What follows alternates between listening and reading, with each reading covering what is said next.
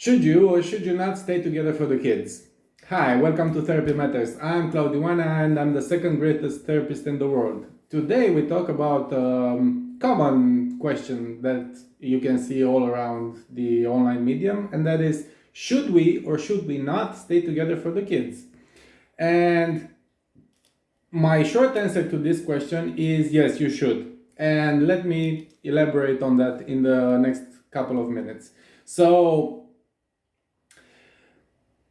to start, let me just take aside the most common objection that you would get to this sort of discussion, and that is that I'm not talking about dysfunctional situations or really dangerous situations in which there is violence, domestic violence, or other forms of abuse between partners.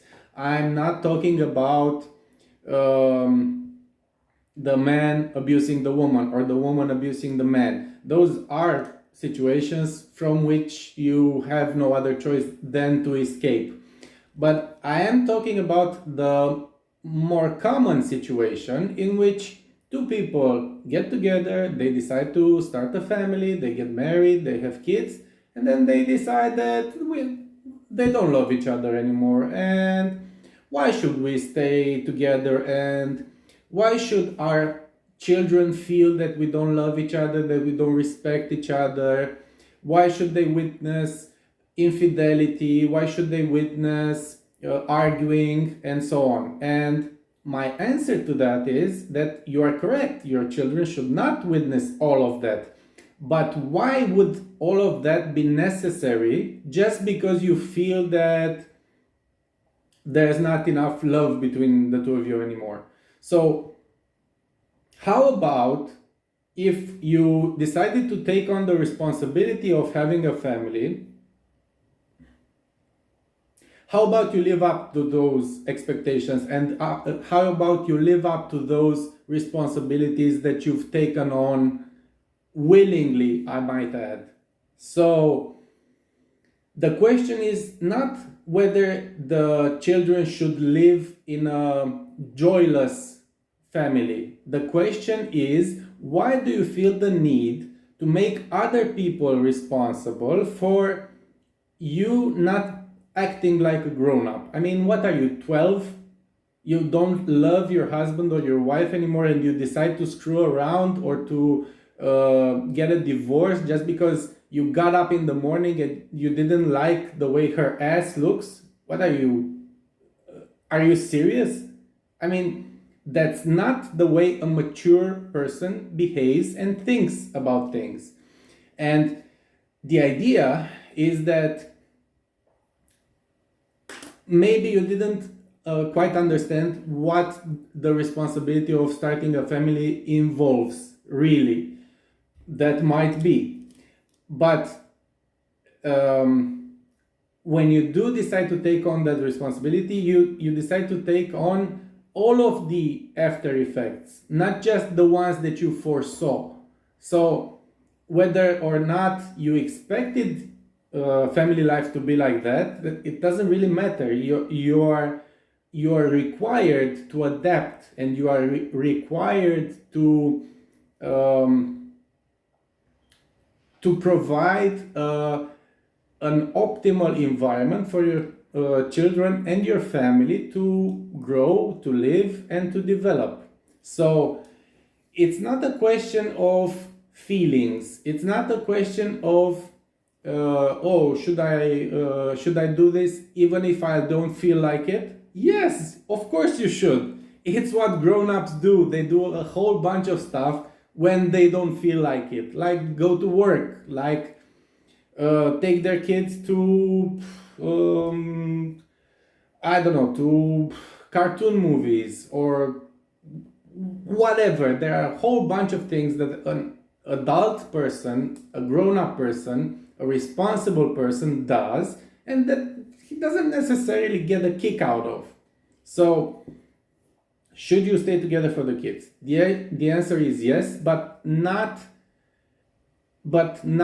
in order for you to hold them accountable, because, if it weren't for you, I would have divorced your father or your mother 20 years ago, and somehow that's your fault. No.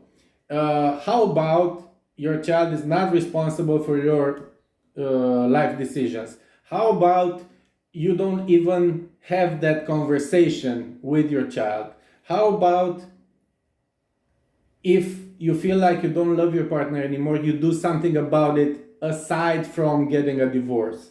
How about you get to fixing your problems instead of blaming your problems on other people or on situations or on whatever? Because how many times do you think that you can really start over in this life? I mean, okay, maybe you get like 5, 6 shots at starting over, but after the third failed marriage, it becomes apparent to everybody, including your potential partners, that it wasn't really a matter of bad luck. It was something wrong with the way that you've behaved and the way that you've approached the whole idea of a relationship or a family. So you don't get to start over indefinitely and in any circumstance.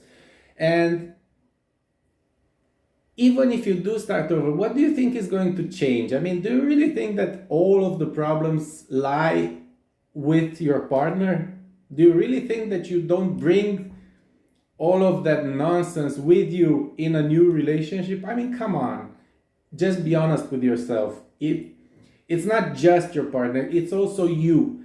And if you have no other reason for leaving your partner aside that you don't feel like it, or you don't love you don't feel like to love them anymore, or you don't feel that you're loved anymore, if you don't have a serious reason for ending the relationship, like he beats me or she might kill me because she's insane, if you don't have that sort of reason for leaving, then whatever reason you tell yourself and you tell other people is an egotistical reason. And because you've taken on the responsibility of having a family, you're supposed to live up to that responsibility by fighting your egotistical impulses. Because anybody who has a family, who has a marriage, who has kids, knows that eventually those other people that you've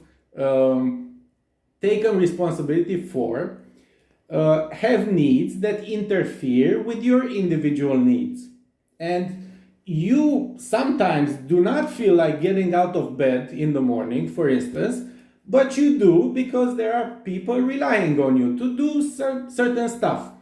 And that's good. That's not a bad thing. That's good. It's what puts you in a position to fight against those egotistical tendencies. Because if no one relied on you, you would have no circumstance to really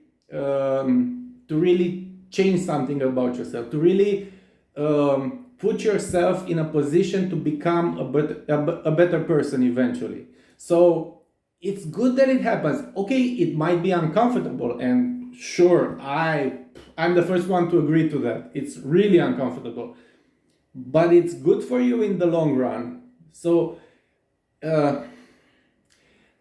having a family basically puts you in a position to become a better person. And by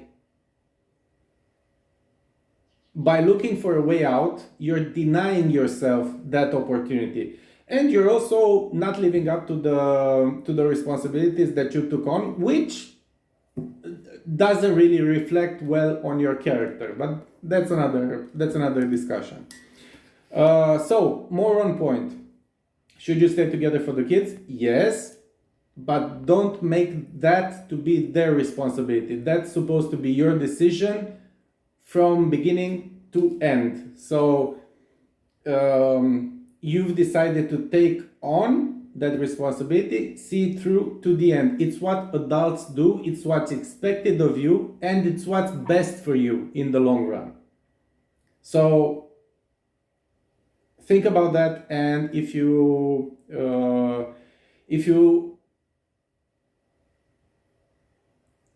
find yourself thinking from a strictly egotistical point of view, you have an option to fight against that and to learn to live for something other than yourself, because living just for yourself isn't all that rewarding in the end. Thank you for watching. If you've enjoyed this recording, please don't forget to hit subscribe and ring the notification bell, and also share, because sharing this video helps a great deal more with the algorithm than just subscribing to it. If you've enjoyed it, I look forward to seeing you the next time. Thank you for watching. Bye.